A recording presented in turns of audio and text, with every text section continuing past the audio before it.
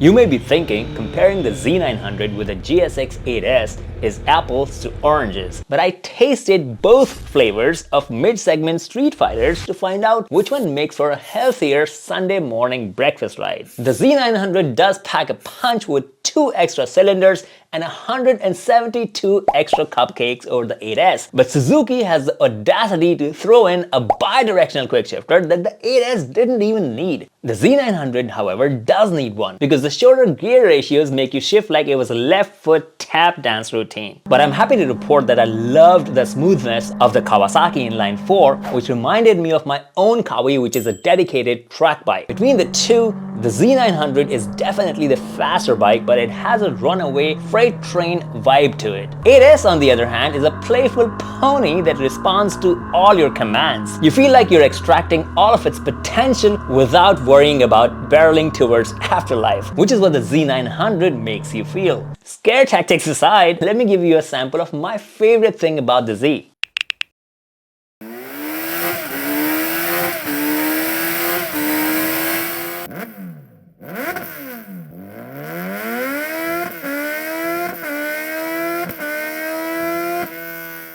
Now compare that with this.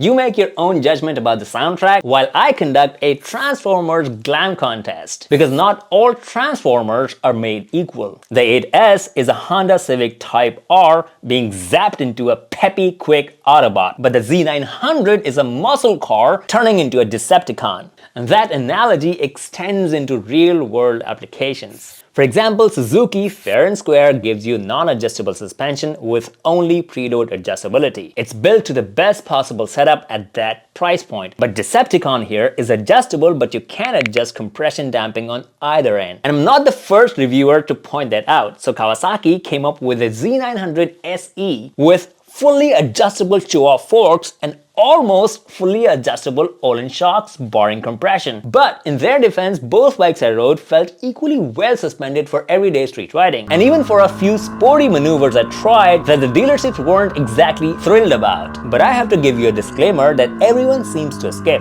How the suspension felt to me depends on my weight, riding style, pace, and the riding conditions on that day. But when it comes to brakes, the tables are turned a little bit. Radially mounted calipers on the 8S have just as much stopping power as the axial calipers on the Z900. Neither bike has a radial master cylinder. So I'm not as surprised by the spongy brake feel on the 8S as I'm impressed by those Nissan axial calipers on the Z, stopping a faster and heavier bike. I never engaged the ABS on either bike, but I don't see how 2 levels of ABS is better than just ABS because neither can be switched off. Track day warriors and stunters are gonna have to keep paying for the ABS and then for the ABS delete. But if you prefer shiny silverware at fancy restaurants, the Z900's SE trim will get you Brembo radial calipers, Nissan radial master cylinder, and steel braided brake lines, but for a fancy restaurant price that we will talk about at the end. Both bikes get alloy wheels and the exact same tires, and despite the power, weight, and suspensions being different,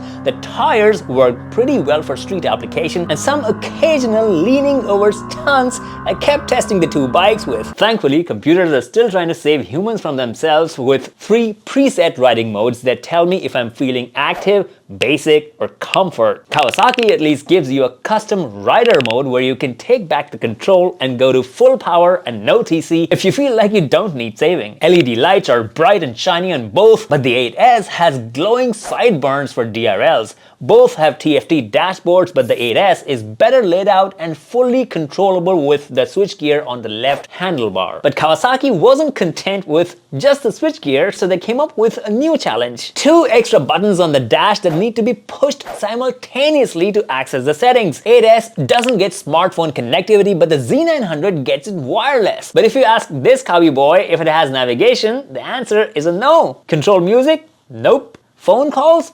If you are a Kawasaki boy, I challenge you to write an essay about how much you love the Kawasaki Rideology app. In contrast, the Suzuki Electronic Rider Aid's execution is just better. The boring easy start system and low RPM assist are gonna make you look like a pro at a stoplight because you won't stall. And when you start, it's one confident starter button click. The thing that is similar is that both companies want more coin if you want USB charging, which I have to agree is a little cheap in 2024, even for me.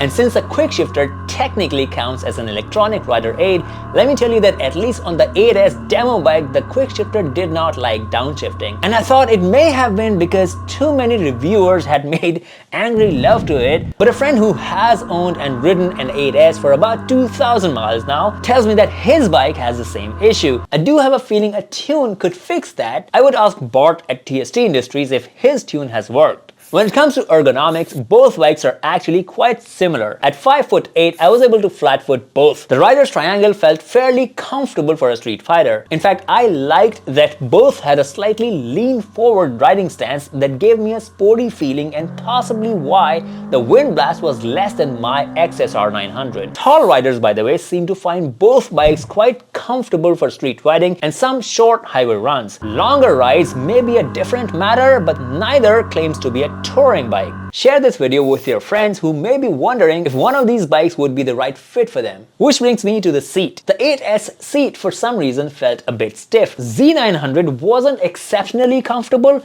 but definitely not as stiff as the 8S. The real differentiating factor between the two was the weight. The 8S, while heavier than an SV650 or an MT-07, doesn't feel heavy while parking or moving around. It's actually super flickable and eager to turn in, and it's pretty stable mid-turn. When riding fast upright, it doesn't feel like it's gonna wheelie without my consent. The Z900 is a whole different animal. When parking or God forbid rolling it, you're gonna wish you worked out more. Riding in a straight line, if you can muster up the courage to pin the gas, you will feel the sheer velocity of a fast freight train of a bike. But tipping into a turn, it only takes a little more effort than the 8S. But once leaned over, it is rock solid. And yeah, that is me having a Fabio Quartararo moment right there, but I promise it's not on purpose. And now that you have a sense of value each bike brings to the table, let's look at the money part of the equation. The Z900 fuel efficiency is lower, but a bigger tank means that you could have similar range if you ride it sensibly, like all Z900 riders always ride, right? These are manufacturer claimed figures in European market. Real world figures may be different. I didn't quite grab the Z900 MPG, but the 8S I rode showed 15 MPG US. Both bikes technically have higher compression engines, so manufacturers recommend 90 plus octane. I did find some owner threads for both bikes claiming they managed with 89, but if it was my bike, I'd stick to premium. Cost of service is another thing that influences cost of running, and for some reason, Suzuki's need more frequent service than all the others. Labor cost is horrendously high in the US, so knowing how to change your oil and perform basic maintenance would save you enough money to pay for all your riding buddies' brunches and look rich. Suzuki does give you a longer warranty in the UK and Australia. In general, Suzukis are known to be pretty reliable, but the GSX 8S is a brand new bike. It may have some niggles, but I couldn't find anything significant during my research. The Z900 has been around for a while. There are some issues mentioned in owners forums like a jerky throttle in low gears